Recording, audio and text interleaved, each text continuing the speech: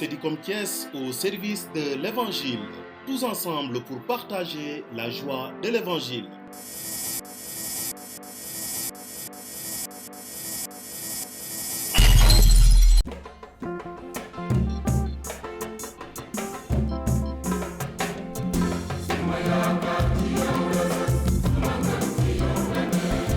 Je commence par vous saluer et saluer aussi toutes les personnes qui, à travers les réseaux sociaux, nous suivent.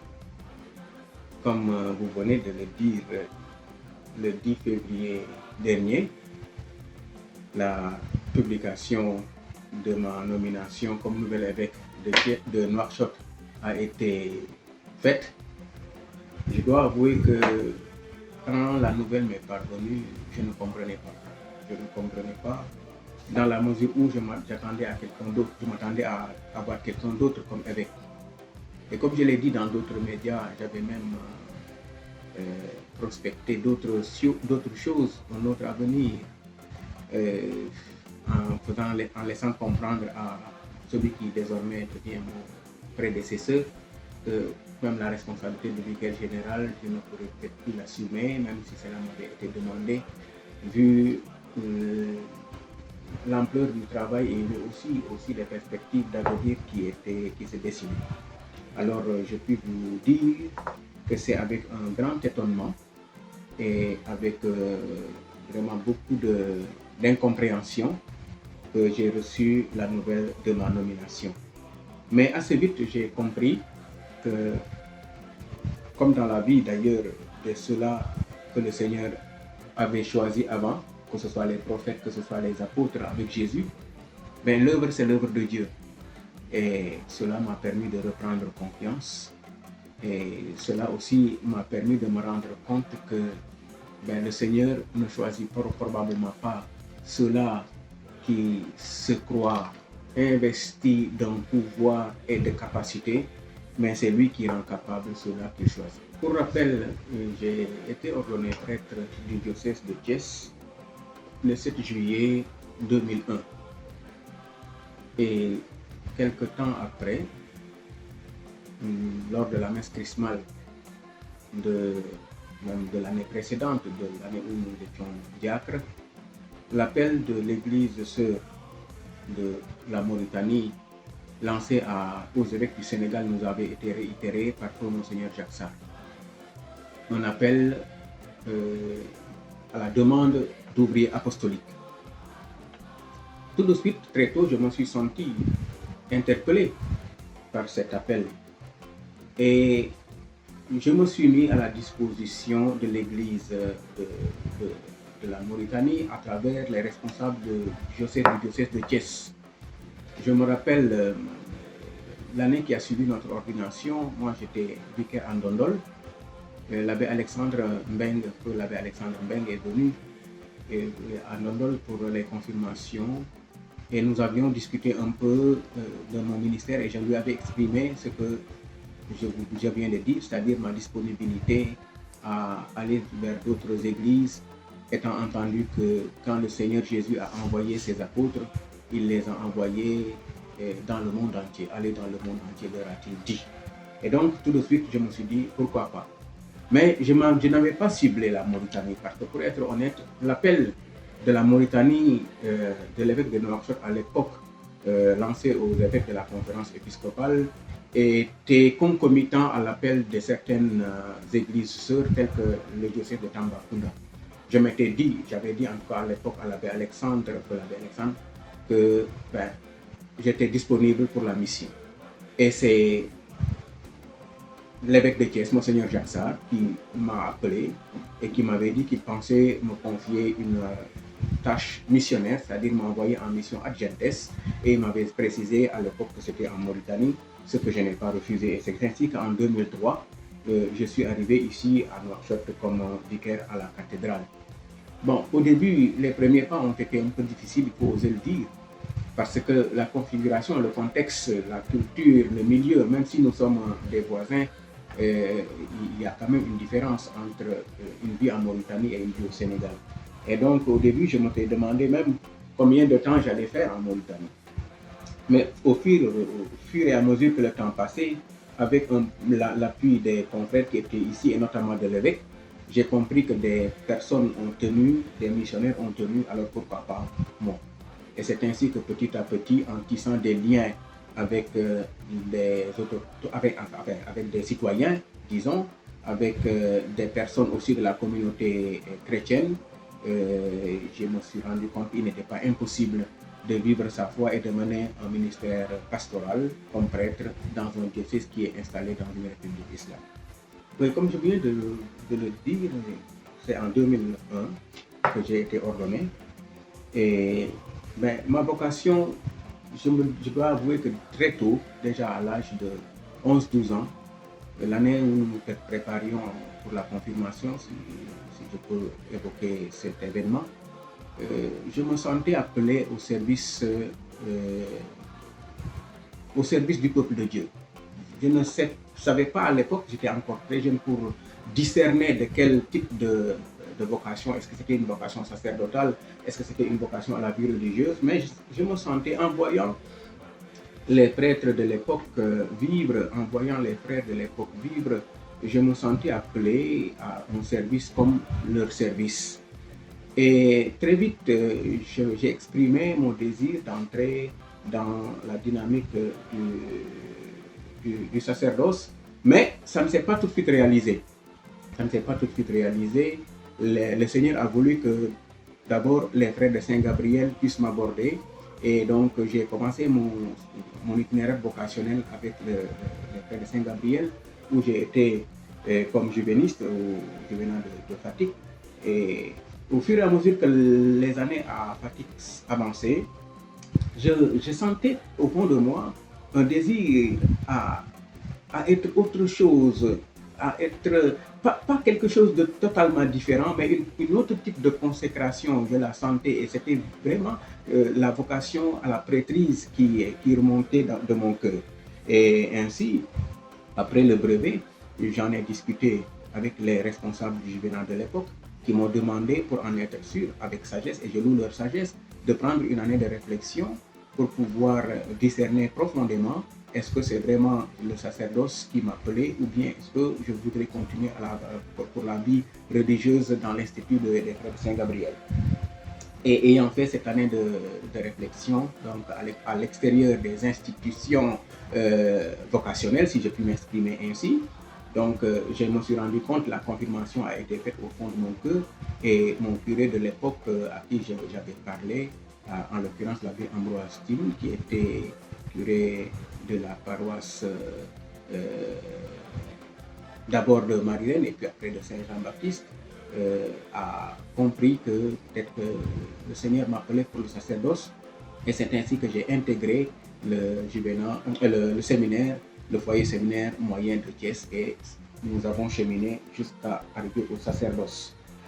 Le parcours sacerdotal, je dois avouer que déjà comme jeune, j'ai un visage, une figure qui m'a marqué à Thiès. C'était la figure du premier évêque de Thiès, Monseigneur François-Xavier Ndione. D'ailleurs, vous trouvez sa photo qui est ici affichée dans mon bureau. Donc, cette personne m'avait presque vraiment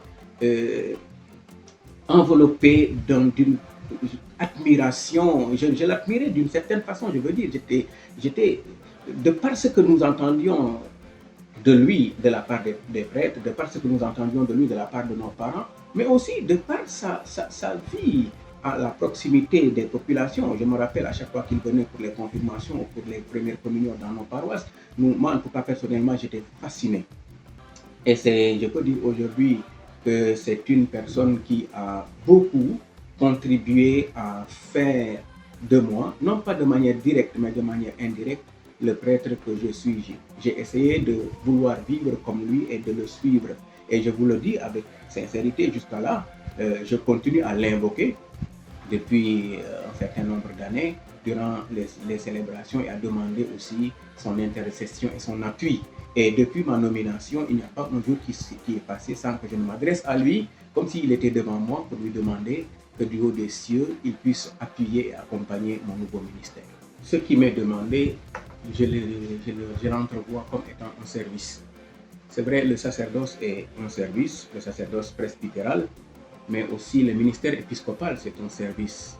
Se mettre au service du pays dans lequel nous sommes appelés à exercer ce ministère épiscopal. Je crois que l'une des pages qui sont très fortes dans ma tête et qui peuvent résumer un peu l'objectif de mon ministère, en tout cas ce que je me fixe comme objectif, c'est la page de l'évangile selon Saint Jean au chapitre 13, quand Jésus s'est mis à laver les pieds de ses disciples. C'est vrai que c'est une nouvelle page, mais c'est une page, il y a une nouveauté dans la continuité, parce que le prêtre, quel que soit ce qu'on lui confie comme responsabilité dans l'Église, la première des choses, c'est d'être à l'image de Jésus qui est au service. Et Jésus nous le dit, je me tiens au milieu de vous comme celui qui sert.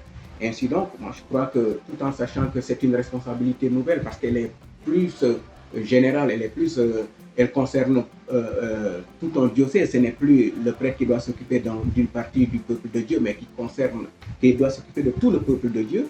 Donc c'est un service qui est demandé, un service plus large, mais un service qui demande encore plus de disponibilité et plus d'humilité. Alors pour répondre à la question, vraiment cette nouvelle page à la tête du diocèse de Nouakchott, je l'entrevois comme étant un appel à davantage être un serviteur. Beaucoup de personnes se sont posé la question, certainement posé aussi la même question, parce que si vous remarquez bien, ce ne sont pas des paroles tirées d'une page de la Bible, en tout cas en tant que telle. Ce n'est pas un discours de Jésus dans le Nouveau Testament et ce n'est pas aussi quelque chose de l'Ancien Testament. Mais cette dimension au service m'a toujours habité et un service humble. Nec laudibus nec timore se traduit généralement comme ni la louange, ni la crainte. Ni se laisser influencer par la louange qui vient des hommes, ni se laisser influencer par la peur qui peut éloigner de Dieu en se rapprochant de certaines choses du monde. En fait, c'est cela que je m'étais fixé déjà même quand on m'a nommé à la tête, à la responsabilité de vicaire général. Je l'avais déjà dit que je ne voudrais pas me laisser influencer par les louanges, parce que je me rends compte que aussi bien la crainte, la peur, que les louanges expriment une certaine faiblesse. Une certaine faiblesse, se laisser entraîner par les louanges peut être désastreux pour un responsable. Parce que comme nous le savons aujourd'hui, très peu de personnes sont insensibles à la flatterie. Et se laisser entraîner par les louanges et par la flatterie peut entraîner un peu un jugement qui n'est pas un discernement à la lumière de la volonté de Dieu, mais nous porte sur le terrain de la complaisance. Et je ne voudrais pas justement être un évêque qui vit des relations de complaisance. Quand il faudrait dire les choses, il faudrait les dire. Et quand il faudrait affronter les choses, il faudrait les affronter. C'est pour cela aussi la peur. La peur de ne pas pouvoir dire la vérité, la peur d'être stigmatisé, la peur d'être rejeté, parce que parfois c'est ça aussi. Quand on entre dans une dynamique où on essaie de redresser, où on essaie aussi d'enlever, d'extirper ce qui pourrait être une gangrène, on peut être confronté rapidement à l'adversité. Alors je voudrais dire avec sincérité, sans beaucoup de paroles, que je ne refuserai pas d'affronter l'adversité, tout comme je ne refuserai pas aussi d'accepter les limites liées à ma personne, mais les limites liées aussi à mes compétences. Parce que souvent aussi, c'est ce qui arrive aux responsables, le fait de ne pas accepter ces limites peut créer des tensions, parce qu'on veut être toujours applaudi, je le caricature comme ça, on prend les louanges et les applaudissements qui viennent de la part du peuple, mais on n'accepte pas les critiques, on n'accepte pas aussi les redressements. Moi, je ne voudrais pas en tout cas que cela soit le cas dans mon ministère. Et je formule cela sous la forme d'une prière et d'une demande, que le Seigneur me donne de ne pas me laisser influencer ni par les louanges humaines, ni par la crainte et la peur des choses qui peuvent me séparer de sa volonté. Merci. D'abord, je dois avouer que l'expérience de ces années passées en Mauritanie sera pour moi un grand atout, puisque ayant vécu ici pendant de nombreuses années, il y a, je n'ose pas dire que j'ai découvert la Mauritanie, mais en tout cas, j'ai découvert beaucoup de facettes de l'Église en Mauritanie, et aussi j'ai découvert un peu beaucoup de facettes qui sont liées à la culture, qui sont liées à la langue, qui sont liées aussi à la politique, qui sont liées aussi, des facettes liées aussi au rapport entre l'Église et le peuple de Dieu en Mauritanie, et l'Église et l'État, le gouvernement mauritanien. Pour moi, ce sont des atouts.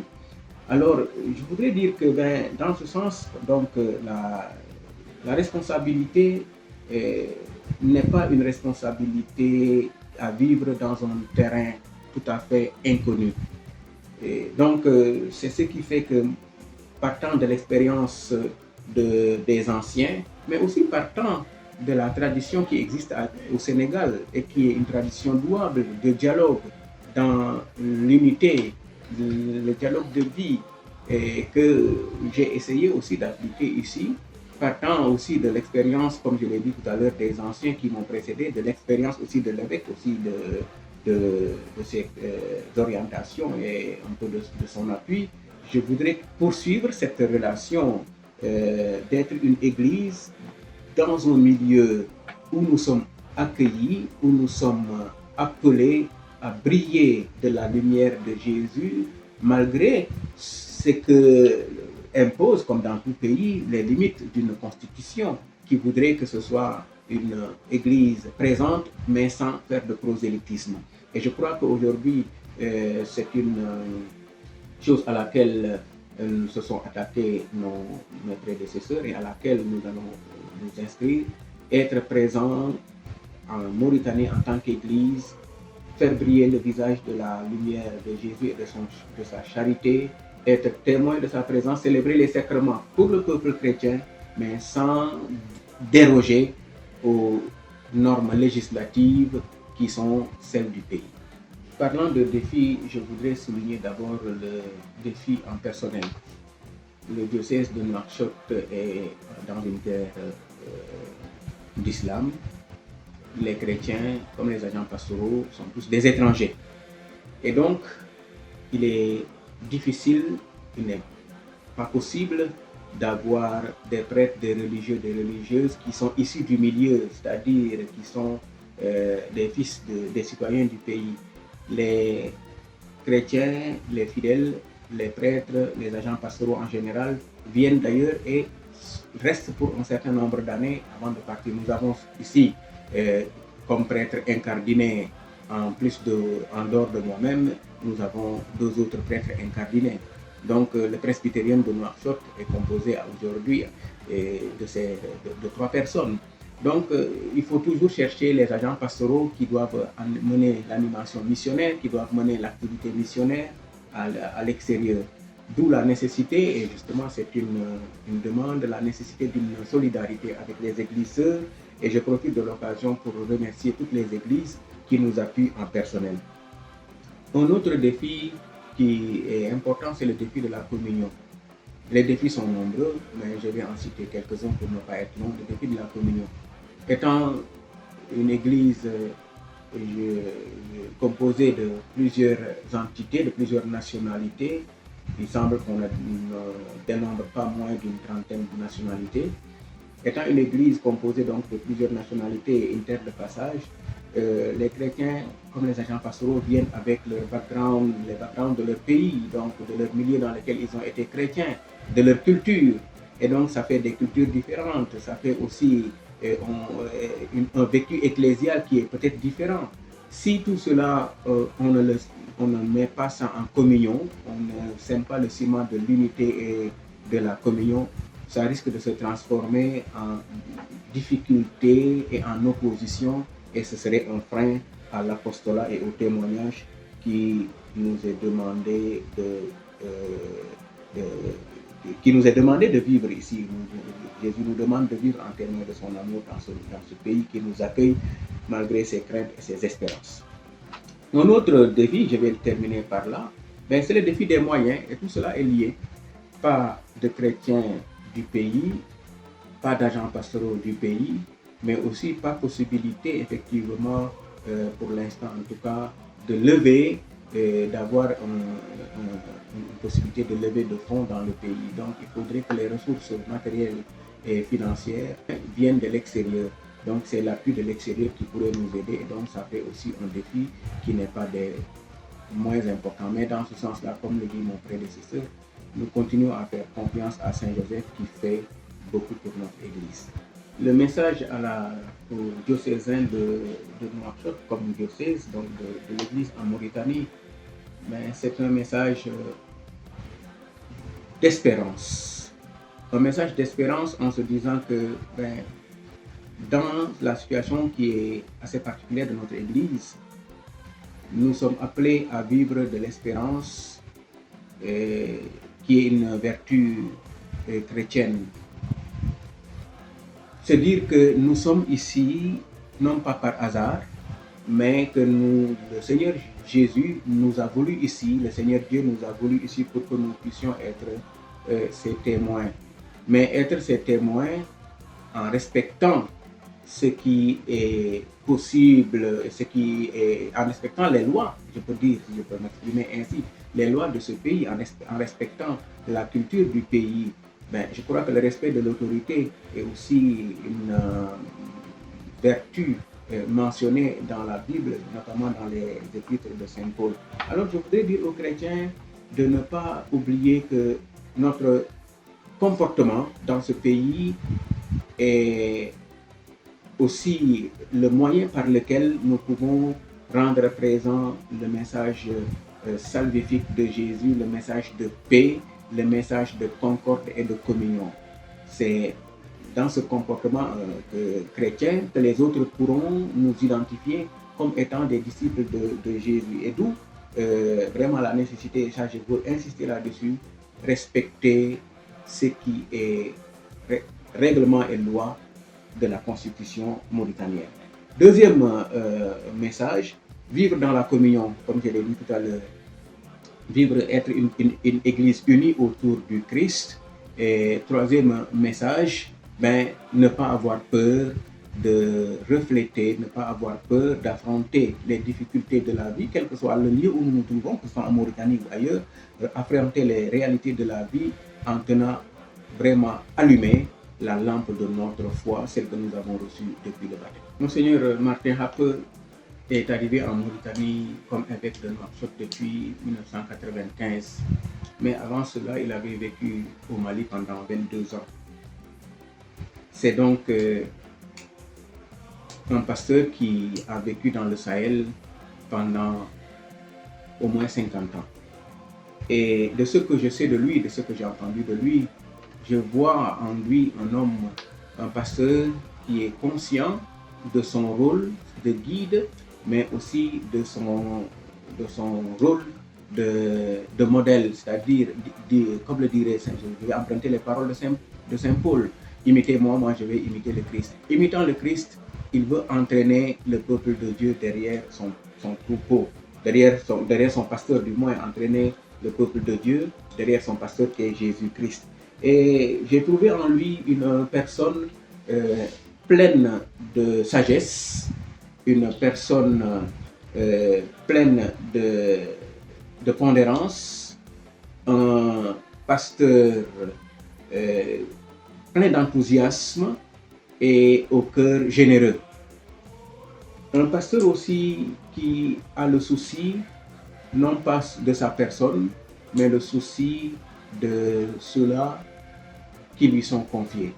Ses relations avec l'État, comme ses relations avec le peuple mauritanien et ses relations avec le peuple chrétien, c'est des relations de proximité, des relations de simplicité, des relations d'amitié.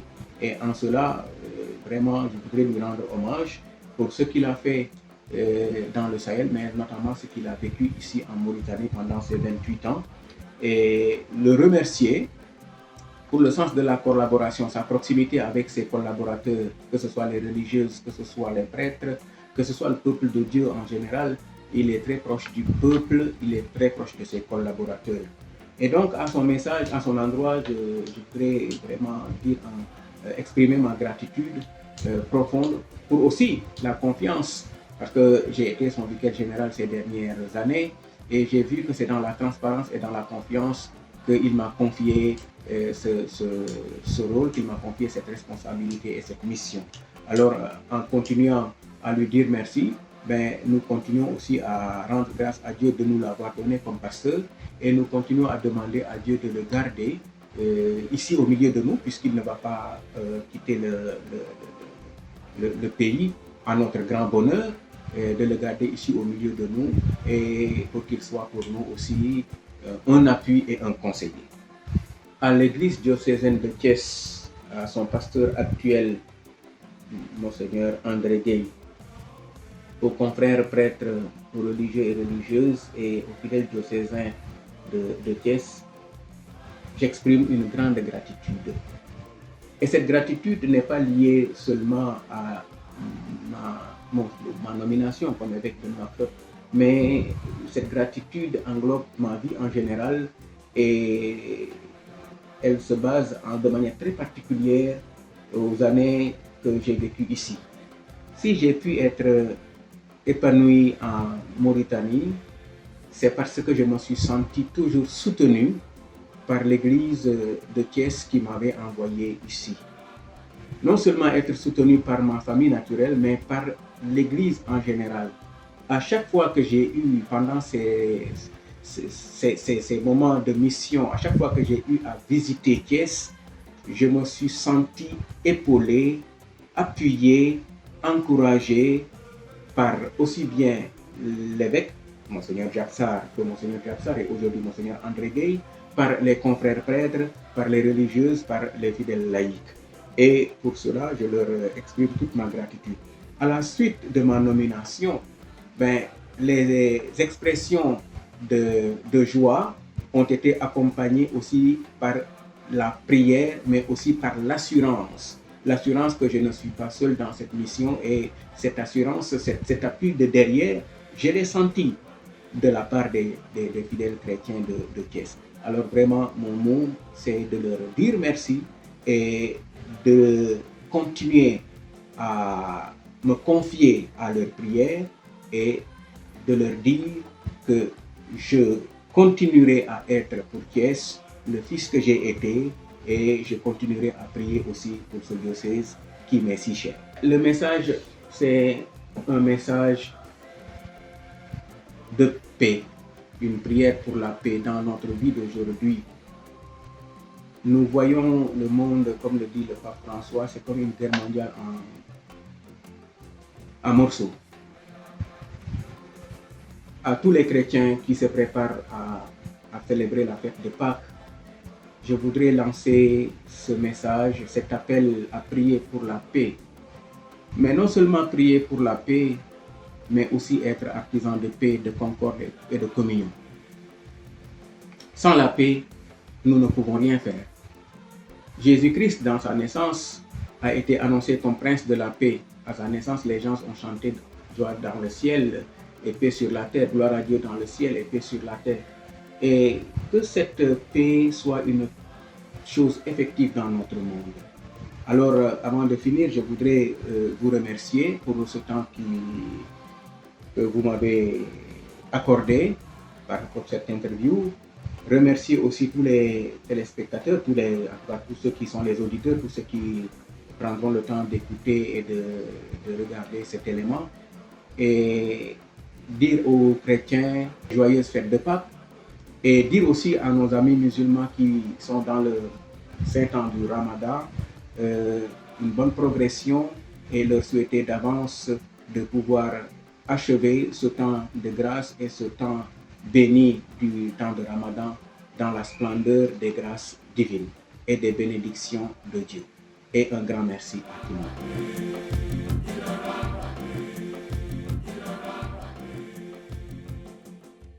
Cédicom Thiès au service de l'Évangile, tous ensemble pour partager la joie de l'Évangile.